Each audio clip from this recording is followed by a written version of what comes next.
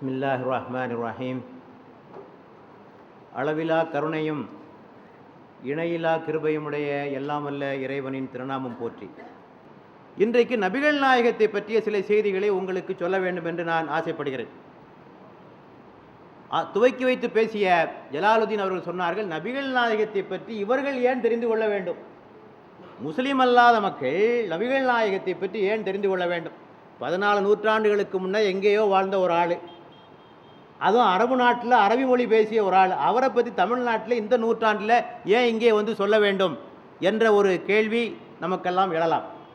அவருடைய வாழ்க்கையும் வரலாற்றையும் அவருடைய பணியையும் தெரிந்து கொள்வதிலே நமக்கு என்ன லாபம் என்ற ஒரு கேள்வி எழலாம். ஆகவே எதற்காக நாம் அவருடைய வரலாற்றை தெரிந்து கொள்ள வேண்டும் என்று சொன்னால் அதற்கு சில காரணங்களை நான் இங்கே சொல்ல விரும்புகிறேன்.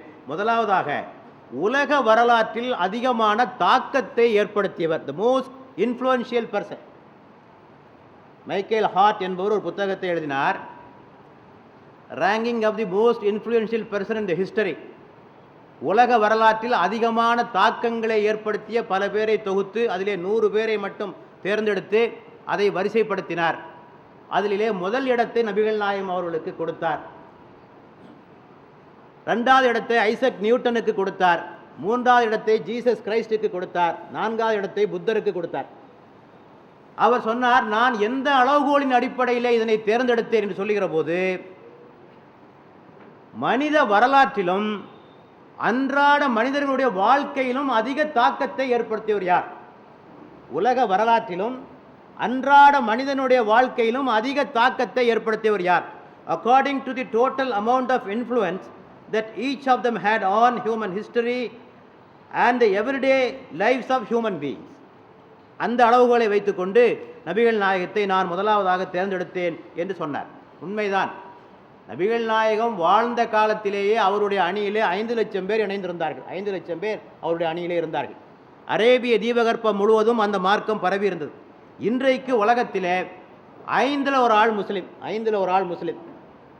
150 கோடி முஸ்லீம்கள் இந்த உலகத்திலே இருக்கிறார்கள். அவர்கள் நபிகள் நாயகத்தினுடைய ஒவ்வொரு செயலையும் நுணுக்கமாக பின்பற்றுகிறார்கள். வெறும் தலைவராக இல்லை, நபிகள் நாயகம் வழிபாட்டு தலைவர்கள் நன்றாக புரிந்து கொள்ள வேண்டும். நபிகள் நாயகத்தை யாரும் வணங்குவதில்லை. வழிபாட்டு தலைவராக ஆக்காமலே பின்பற்றப்படுகிற ஒரே தலைவர் நபிகள் நாயகம். நபிகள் நாயக படத்தை யாராவது பார்த்துருக்கீங்களா? அவருடைய சிலை எங்கேயாவது பார்த்துருக்கீங்களா? உருவத்தை எங்கேயாவது பார்த்துருக்கீங்களா? ஒன்றும் கிடையாது. ஆக சிலை இல்லாமல், படம் இல்லாமல், கொள்கைகளுக்காகவே பின்பற்றப்படுகிற ஒரு தலைவராக அவர் எப்படி தாடி வச்சார்? அவ்வளோ பேர் தாடி வச்சிருக்காங்கன்னா என்ன காரணம்? நபிகள் நாயகம் வச்சார், அவ்வளோதான், வேற ஒரு காரணம் கிடையாது. நபிகள் நாயகம் தாடி வைத்தார் என்பதற்காக அத்தனை பேரும். ஆக எந்த தலைவர் மிக நுண்ணியமாக இந்த உலகத்திலே பின்பற்றப்படுகிறார் என்று சொன்னால் அது நபிகள் நாயகம் மட்டும்தான். ஆகவே இந்த அளவுக்கு அவர் தாக்கத்தை ஏற்படுத்தியது ஏன்? இதை தெரிந்து கொள்ள வேண்டாமா நாம்? அடுத்தபடியாக அவருடைய வாழ்க்கையை நாம் ஏன் தெரிந்து கொள்ள வேண்டும் என்று சொன்னால், அவர் மதத்துறையிலும் சாதனைகளை ஈட்டியவர். செக்யூலர் என்று சொல்லுகிறோமே, மதம் சாராத அரசியல், பொருளாதார, சமூக துறைகளிலும் அவர் தாக்கத்தை ஏற்படுத்தியவர். ஆகவே அதே அந்த மைக்கேல் ஹார்ட் சொல்லுகிற போது, only man in history who was supremely successful on both religion and secular events. 2 துறைகளிலுமே. பொதுவாக பார்க்கிற போது சிலர் மதத்துறையிலே தாக்கத்தை ஏற்படுத்தியிருப்பார்கள், சிலர் செக்குலர் விஷயங்களிலே, மதம் சாராத துறைகளிலே தாக்கத்தை ஏற்படுத்தியிருப்பார்கள். நபிகள் நாயகம் 2 துறைகளிலுமே அவர் வெற்றி பெற்றவராக இருந்தார். அவர் சாதியை பற்றி, சாதி ஒழிப்பை பற்றி பேசினார், மதமாச்சரியங்களை களைந்தார், பெண்ணடிமைத்தனத்தை விடுதலை செய்தார், பொருளாதார திட்டங்களை வகுத்தார், சர்வதேச உறவுகளை பற்றி பேசினார். அவர் பேசாத துறைகளே கிடையாது. ஆக இவற்றையெல்லாம் தெரிந்து கொண்டால் இன்றைய இந்தியாவிற்கும் இந்திய மக்களுக்கும் அதிலே வழிகாட்டுதல் இருக்கிறது என்ற காரணத்தினால் நாம் அவற்றை தெரிந்து கொள்ள வேண்டும். அடுத்தபடியாக அவர் தன்னை ஒரு மனிதர் என்று தான் அழைத்து கொண்டார். அவர் தெய்வீக புருஷர்னு சொல்லியிருந்தார்னு வைங்க, அவர்கிட்ட பின்பற்றத்துக்கு ஒன்றுமே இல்லை. அவர் கடவுளியா? அவர் நல்லா இருப்பார், கடவுள் தன்மை படைத்தவர், அவருக்கு பசி கிடையாது, தூக்கம் கிடையாது, காமம் கிடையாது, ஒன்றும் கிடையாது. அவர் மனித உணர்வுகளுக்கெல்லாம் அப்பாற்பட்டவர். அவரை வேணால் போற்றுவோம், மதிப்போம், ஆனால் பின்பற்ற முடியாது. ஏனென்றால் அவர் மனிதத்தன்மைகளுக்கு அப்பாற்பட்டவர். ஆகவே அவரிடத்திலே நாம் பின்பற்றுவதற்கு ஒன்றுமில்லை என்று ஒதுக்கிவிடலாம். ஆனால் அவர் சொன்னார், நான் மனிதன், நான் கடவுள் அல்ல, கடவுளுடைய அவதாரமும் அல்ல, நான் ஒரு வானவர் அல்ல, ஏஞ்சல் அல்ல, நான் உங்களை போன்ற மனிதன். இன்னமா அன பஷருன் மிதுலுக்கும், உங்களை போன்ற மனிதன். உங்களைப் போல உண்ணுகிறேன், உறங்குகிறேன், மணந்து கொள்கிறேன், நான் இறந்தும் போவேன் இந்த உலகத்தை விட்டு என்று சொன்னவர். ஆகவேதான் மனித தன்மைகள் படைத்தவராக இருக்கின்ற காரணத்தினால் அவருடைய வரலாற்றை தெரிந்து கொள்ள வேண்டிய அவசியம் நமக்கு இருக்கிறது என்பதற்காக நாம் புரிந்து கொள்ள வேண்டும். அடுத்தபடியாக அவரை பற்றி ஏன் தெரிந்து கொள்ள வேண்டும் என்று சொன்னால், அவர் உலக மக்களுக்காக வந்தேன் என்று சொன்னார். நான் அரபுக்களுக்காக வந்தேன், அரபு கலாச்சாரத்தை ஓங்கச் செய்ய வந்தேன், அரபு மொழியை சிறக்கச் செய்வதற்காக வந்தேன், அரபு மக்களுடைய விடுதலைக்காக வந்தேன் என்ற கருத்தை ஒருபோதும் அவர் சொல்லியதில்லை. ரஹமத்துல் லில் ஆலமீன், அகிலத்திற்கெல்லாம் அருட்கொடை என்றுதான் திருமறை அவரை அறிமுகப்படுத்துகிறது. உலக மக்களுக்கெல்லாம் சான்றுபவராக வந்தார் என்றுதான் திருமறை அவரை அறிமுகப்படுத்துகிறது தவிர ஒரு இனத்திற்கு, ஒரு நாட்டிற்கு, ஒரு மொழிக்கு உரியவராக அவரை அறிமுகப்படுத்தவில்லை. இந்த காரணத்திற்காகவும் நீங்கள் அவரை தெரிந்து கொள்ள வேண்டும். ஏனென்றால் நமக்கு சேர்த்தா வந்திருக்கிறார் அவர்.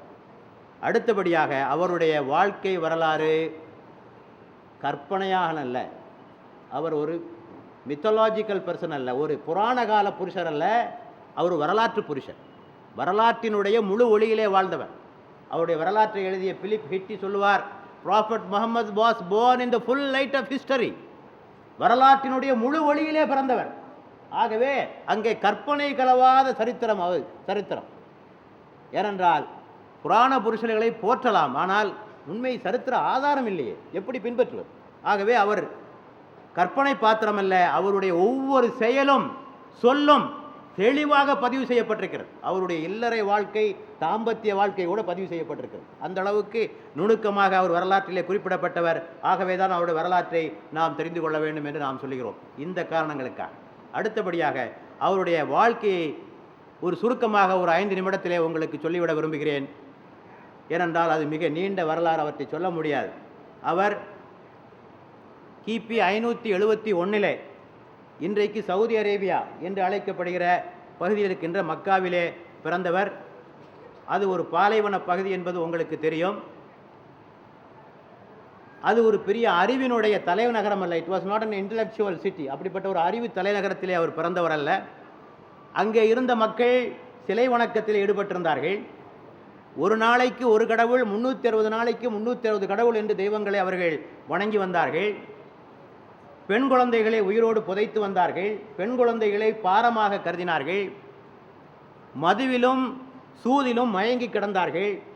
ஆபாசத்திலே திளைத்திருந்தார்கள். வட்டியிலே மூழ்கி இருந்தார்கள். சாதி வரி பிடித்தவர்களாக இருந்தார்கள். மிகப்பெரிய சாதி வரி பிடித்தவர்களாக இருந்த ஒரு சமுதாயம் அது.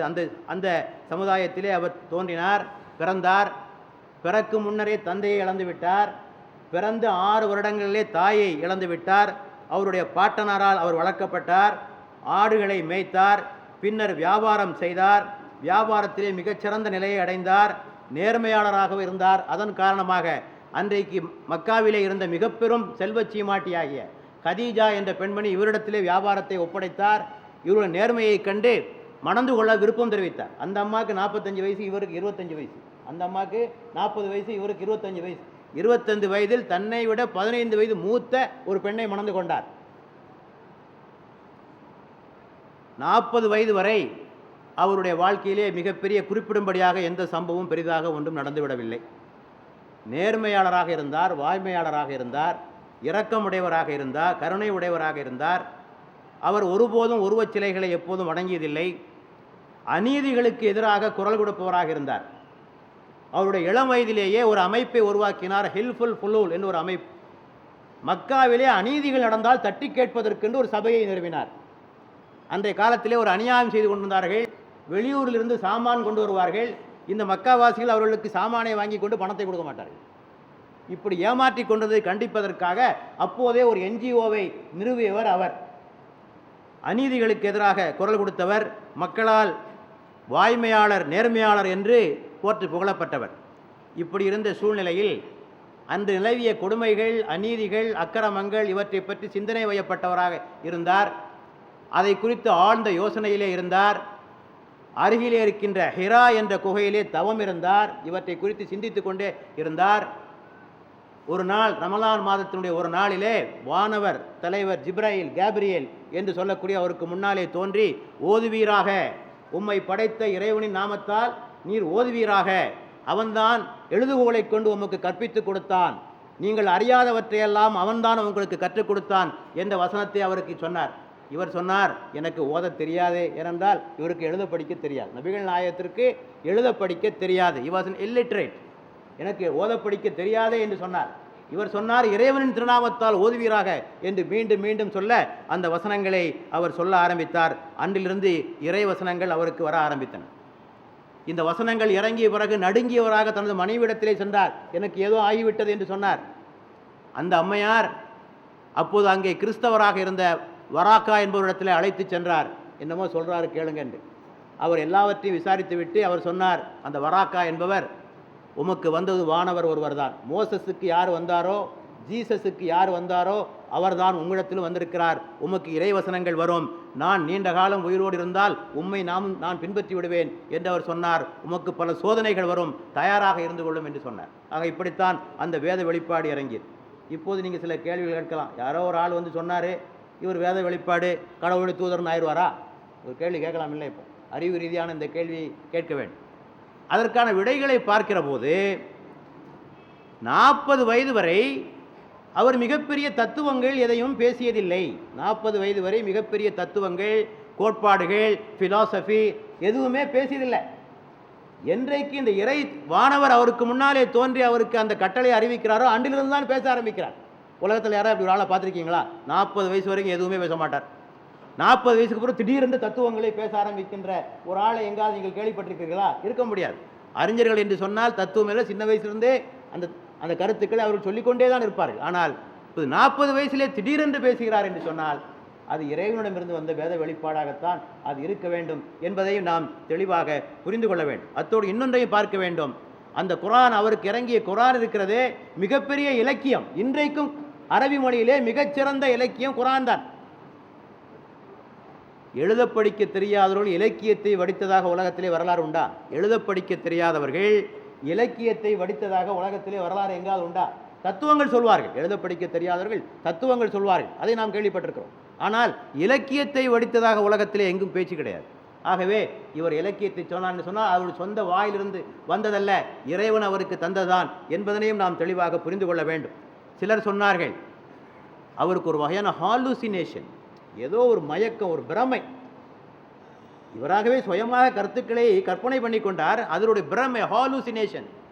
ஹாலுசினேஷன் என்று சொல்லுகின்றவர்கள் முறையாக கருத்துக்களை சொல்ல மாட்டார்கள். குளறுபடியாக அங்கே ஒன்று இங்கே ஒன்றுமா பேசுவார்களே தவிர முறையாக தத்துவங்களே ஹாலுசினேஷனிலே பேசுபவர்கள் சொல்ல மாட்டார்கள்.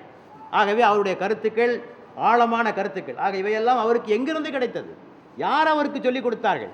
மக்காவிலே உள்ள யாராவது பெரிய அறிஞர் அவருக்கு சொல்லிக் கொடுத்தார் என்றால் அந்த அறிஞர் தன்னை மறைத்து கொண்டு இவருக்கு சொல்லிக் கொடுத்தாரா என்ற ஒரு கேள்வி எல்லாம் விழுகிறது. ஆக இவற்றையெல்லாம் வைத்து பார்க்கிற போது இறைவனுடைய புறத்திலிருந்து தான் அவருக்கு அந்த செய்தி வந்திருக்க வேண்டும். ஆக இந்த செய்தியை மக்களிடத்திலே சொன்னார். அவர் சொன்ன செய்தியினுடைய சாராம்சம் என்ன? நாம் எல்லாம் நன்றாக தமிழ்நாட்டிற்கு மிக புழக்கமான ஒரு வார்த்தை தான், ஒன்றே குலம் ஒருவனே தேவன். அதுதான் அவருடைய அடிப்படை கருத்து. ஒன்றே குலம் ஒருவனே தேவன், இறைவன் ஒருவன், அவன் தேவையற்றவன்.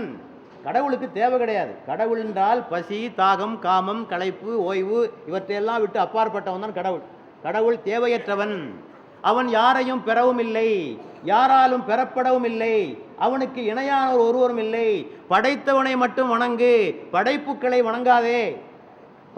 படைத்தவனுடைய கட்டளைகளுக்கு மட்டும் கீழ்ப்படி, வேறு அவருடைய கட்டளைகளுக்கு கீழ்ப்படியாதே.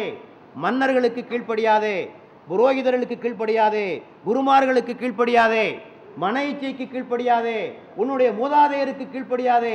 உன்னை படைத்த இறைவனுக்கு மட்டுமே நீ கீழ்ப்படிய வேண்டும். இதுதான் ஒரு ரெவல்யூஷனரி மெசேஜ் எடுத்து வச்சார். மக்கள் விடுவானா? ஆக மூட நம்பிக்கைகளிலும் தங்களுடைய பண்டைய மதங்களிலும் மூழ்கியிருந்த அந்த மக்கள் இவருக்கு எதிராக திரண்டு எழுந்தார்கள். பல்வேறு வகையான சோதனைகளை அவருக்கு தந்தார்கள், கொடுமைகளை துவங்கினார்கள். ஆக 13 ஆண்டு காலம் மக்காவிலே தொடர்ந்து பிரச்சாரம் செய்தார். பெருசாக ஒன்றும் அங்கே நடக்கலை. ஒரு 300 பேர் சேர்ந்தாங்க, அவ்வளோதான். மக்காவிலே 300 பேர்கள் மட்டுமே அவருடைய அணியிலே சேர்ந்தார்கள். ஆனால் அருகில் உள்ள மதீனா என்ற ஊரிலிருந்து அவருக்கு ஆதரவு கரம் நீட்டினார்கள். எங்கள் ஊருக்கு வாங்க, உங்களுக்கு நாங்கள் எல்லாம் செய்கிறோம் என்று சொன்னார்கள். அந்த ஊருக்கு சென்றார். அங்கே இஸ்லாத்தினுடைய எல்லா கொள்கைகளையும் நிலைநாட்டினார். ஒரு முழுமையான இஸ்லாமிய சமுதாயத்தை அங்கே உருவாக்கினார். இஸ்லாத்தின் அடிப்படையில் சிறந்த மனிதர்களையும் உருவாக்கினார், ஒரு சிறந்த சமுதாயத்தையும் உருவாக்கினார். ஜாதியை தன்னுடைய வாழ்நாளிலேயே ஒழித்து காட்டினார். தன்னுடைய வாழ்நாளிலேயே ஜாதிக்கு ஒரு முற்றுப்புள்ளி வைத்தார். தாழ்த்தப்பட்ட சமுதாய மக்களுக்கு உயர் பதவிகளை அளித்தார். சொன்னாரே இங்கே பிலால் என்ற நீக்ரோ, அவரை அந்த காபா என்ற புனித ஆலயத்தின் மீது ஏற்றி வைத்தார். ஏற்றி வைத்து இப்போ எல்லாம் நீங்களும் அடிக்கடி கேட்குறீங்கல்ல, 5 நேரமும் அல்லாஹு அக்பர் அல்லாஹு அக்பர் என்று முல்லா கூவுகிறார் என்று சொல்லுகிறோமே, இதனை முதலாவதாக முழங்கியவர் ஒரு தாழ்த்தப்பட்ட சமுதாயத்தைச் சேர்ந்த பிலால் என்பவர் தான். இதனை பொறுத்து கொள்ள முடியாத உயர் சாதிக்காரர்கள் சொன்னார்கள், இந்த கருப்பு குரங்கு, அந்த ஆள் கருப்பாக தானே இருப்பார், நீங்களும் எப்படி இருப்பார், இந்த கருப்பு குரங்கு இந்த காபா என்ற புனித ஆலயத்தின் மீது ஏறி நிற்கிறதே, காபாவை ஒரு களங்கப்படுத்துகிறாரே, நல்ல வேளை எங்கள் அப்பா உயிரோடு இல்லை, இருந்திருந்தால் இந்த காட்சியை கண்டால் தற்கொலை செய்து கொண்டிருப்பார் என்று சொன்னார்கள். ஆக அப்படிப்பட்ட ஒரு புரட்சிகரமான மாற்றங்களை ஏற்படுத்தினார். பெண்களுக்கு உரிமைகள் வழங்கினார். பெண்களும் சம்மதமின்றி பெண்களை மணந்து கொள்ளக்கூடாது என்று சொன்னார். பெண்களுக்கும் விவாகரத்து தருகின்ற உரிமையை தந்தார், சொத்துரிமையை தந்தார், வாரிசு உரிமையை தந்தார், மறுமணம் முடிக்கின்ற உரிமையை தந்தார், மதுவை ஒழித்தார், சூதுவை ஒழித்தார். ஆக 23 வருஷத்தில் இவ்வளவும் செய்து முடித்து விட்டார். ஆக 63வது வயதிலே இந்த உலகத்தை விட்டு அவர் சென்று விட்டார். இதுதான் அவருடைய வாழ்க்கை பற்றிய ஒரு சுருக்கமான ஒரு விஷயத்தை உங்களுக்கு நான் சொல்லி முடித்திருக்கிறேன்.